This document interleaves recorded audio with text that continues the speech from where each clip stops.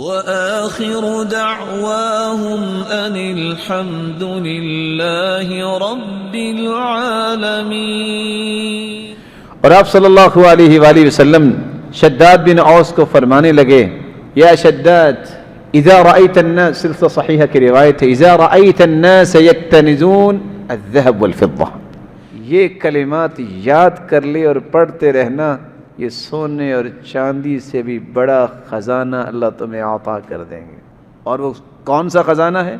اللہم انی اسألک الثبات فی الامر، یا اللہ دین میں ثابت قدمی عطا فرما دیں، والغنیمت علی الرشد، یا اللہ رشد و ہدایت یہ میری قسمت میں لکھ دیں، واسألک شکر نعمتک، اللہ میں تجھ سے سوال کرتا ہوں مجھے نعمتوں پر شکر کرنے کی توفیق عطا فرما، وحسن عبادتک، اللہ میں تیری خوبصورت عبادت کر سکوں میں تجھ سے سوال کرتا ہوں، واسألک قلبا سلیما ولسانا صادقا، اللہ دل ایسا دے جو بالکل سلیم ہو،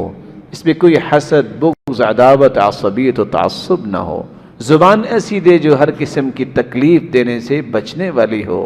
اور ساتھ فرمایا وَأَسْأَلُكَ مِنْ خَيْرِ مَا تَعْلَمُ، اللہ میں ہر اس خیر کی دعا کرتا ہوں جس کو تو جانتا ہے وہ میرے لیے خیر ہے، تو مجھے عطا کر دے،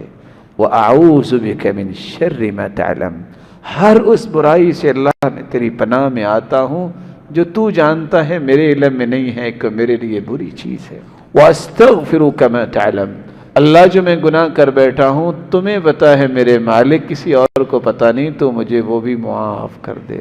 اور ساتھ یہ فرمائے انک انت علام الغیوب، اللہ تو ہی علام ہے، سب کچھ جاننے والا اور غیب کی خبر رکھنے والا ہے۔ یہ دعا جو ہے سونے اور چاندی کے خزانے